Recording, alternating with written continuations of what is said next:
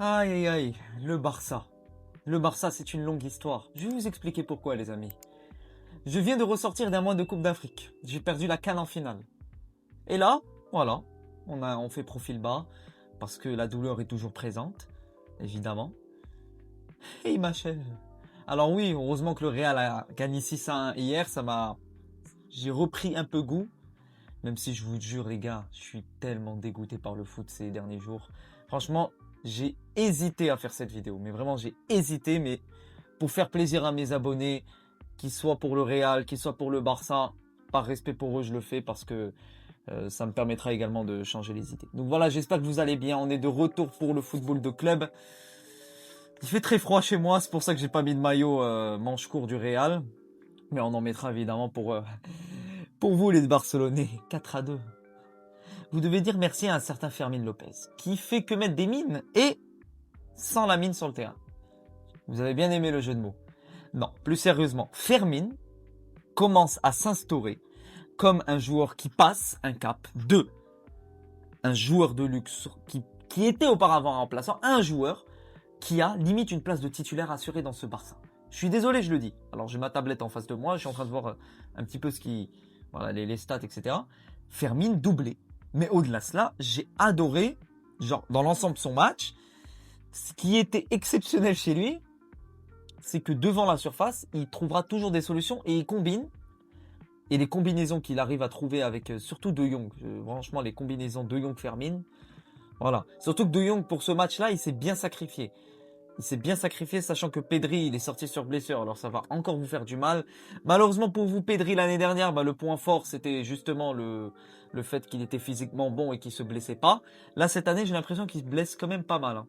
Et ça, c'est quand même le revers de la médaille. C'est, plus tu joues, plus tu vas te blesser. Quoi qu'il en coûte. Donc voilà, victoire 4-2 du Barça face à Slavia Prague. Un match que le Barça a dominé offensivement.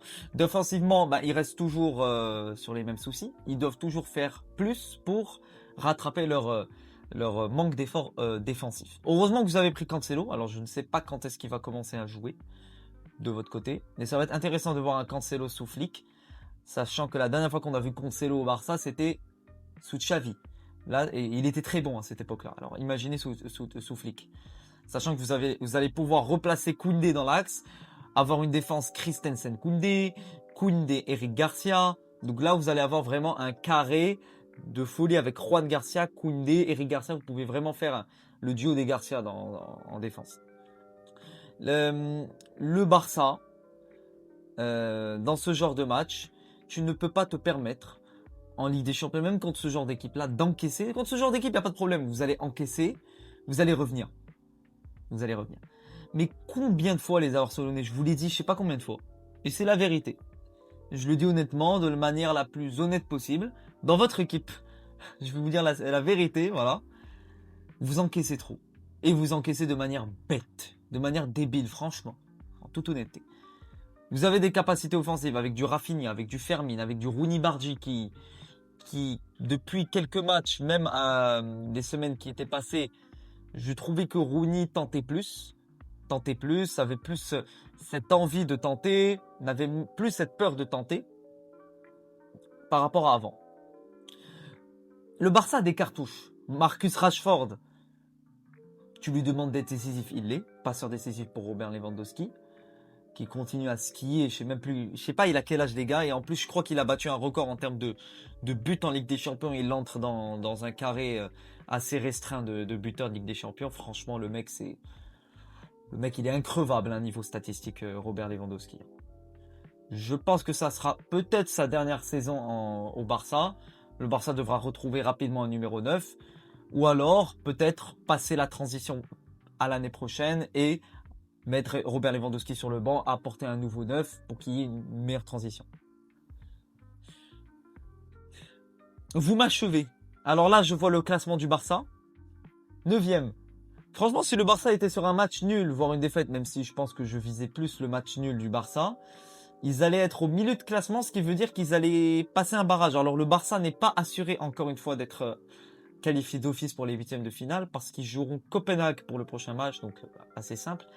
à condition que les équipes qui sont devant eux, donc Chelsea, Newcastle, le Paris Saint-Germain, Tottenham, c'est quand même des équipes, quoi, ben, ne floppent pas et marquent plus de buts qu'eux. Je pense qu'ils devront assurer le Barça contre Copenhague. Ça sera le match de la qualification en huitième de finale. Peut-être, je pense qu'ils vont se qualifier même en tant que huitième. Vraiment, par un trou de souris. Parce que franchement, le Barça cette année, là j'ai les stats en face de moi, c'est 4 victoires en Ligue des Champions, 1 nul de défaite. C'est-à-dire que même en ne forçant pas, ils arrivent à se qualifier en huitième de finale. D'ailleurs, c'est la logique, hein, j'ai envie de dire. Voilà. Qu'est-ce que je voulais dire d'autre? Donc, défensivement, là, les transitions défensives, c'est plus possible, hein. Franchement, j'arrive plus à savoir comment se font les transitions. Dani Olmo, Dani Olmo, je trouve qu'il retrouve plus confiance. Buteur aujourd'hui. Comme par hasard, Lewandowski également sur ce but contre son camp. C'est-à-dire que le Barça fait le travail de l'équipe adverse et fait également son travail. Ça me rappelle un match où l'équipe adverse avait marqué contre son camp et avait marqué pour elle-même. Et je crois que c'était un joueur qui avait marqué contre son camp et qui avait marqué un doublé pour son équipe. C'est-à-dire il avait fait le travail de tout le monde en fait. Donc je disais que Dani Olmo retrouve une certaine confiance en marquant, en étant décisif. Voilà. Alors la blessure de Pedri, ça va vous faire du mal. Encore une fois, je vois pas comment c'est possible. D'ailleurs, on a vu la réaction d'Hansi Flick sur cette blessure. Ça va être un casse-tête pour lui, surtout qu'il arrive à un stade de l'année, de la saison, où les matchs vont commencer à s'enchaîner, les matchs très importants vont commencer à s'enchaîner. Donc c'est pas bon pour vous. Voilà, c'est pas bon pour vous, surtout qu'on a vu qu'un Barça sans Pedri, ça crée moins et c'est moins virevoltant devant en matière de création et d'idées de jeu.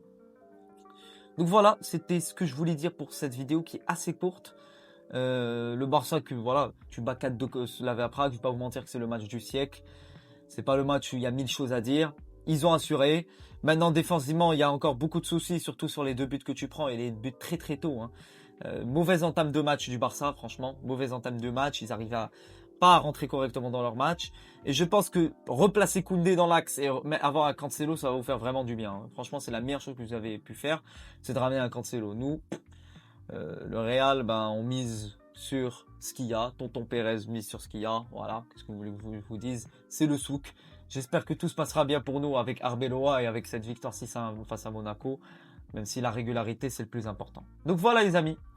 J'ai plus grand chose à dire. Après, il y a eu donc Lamine Yamal qui est blessé. Qui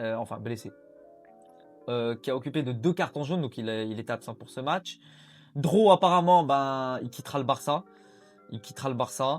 Araujo qui est rentré, Rashford décisif, Olmo décisif. Donc là, en fait, le problème avec le Barça, c'est que ils sont condamnés à être décisifs s'ils encaissent. Ils sont condamnés à l'être. C'est-à-dire que même s'ils sont bons, regardez ce que je suis en train de vous dire. Une équipe normale, si elle a une bonne défense, elle peut ne pas encaisser et être bon quand même. Le Barça peut être bon et perdre le match 3-1, voire 3-2. Parce que ils négligent, entre guillemets, la défense, la transition défensive, comme je vous l'ai dit, pour faire briller la création rapide, pour tuer l'adversaire rapidement. C'est-à-dire qu'ils seront dans comment dire, ils devront faire un sureffort d'énergie, de tactique, un sureffort dans le match, mieux gérer le temps pour vraiment monter plus haut, attaquer plus et être condamné tout simplement à marquer. Et ça, c'est un problème dans les grands rendez-vous. Et ça a été un problème pour vous l'année dernière face à l'Inter. Tu ne peux pas gagner de grandes coupes comme la Ligue des Champions si tu es condamné tout le temps à dépenser des cartouches pour aller marquer des buts. Et ça sera un souci pour vous si vous ne le réglez pas. Mais bon, vu que vous avez Cancelo qui est arrivé, ça va être intéressant pour vous les prochains matchs. J'ai envie de voir, hein, de replacer un Koundé, etc. On verra ce qui va se passer. Donc voilà les amis, pour cette vidéo, pour ce débrief, j'espère qu'il vous aura plu. Je ne vais pas vous mentir que je suis quand même bien dégoûté du football ces jours-là. Très difficile pour moi de voir des matchs du foot et de faire des débriefs.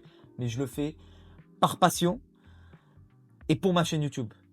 Parce que c'est très compliqué après ce que j'ai vu pour cette finale de la CAN, ça fait très très mal. Mais bon, on fait profil bas et on essaie d'oublier même si c'est pas facile. Prenez tout soin de vous. À la Madrid, in Adamas et on se retrouve pour d'autres matchs, d'autres débriefs dans les prochains jours. Ciao les amis!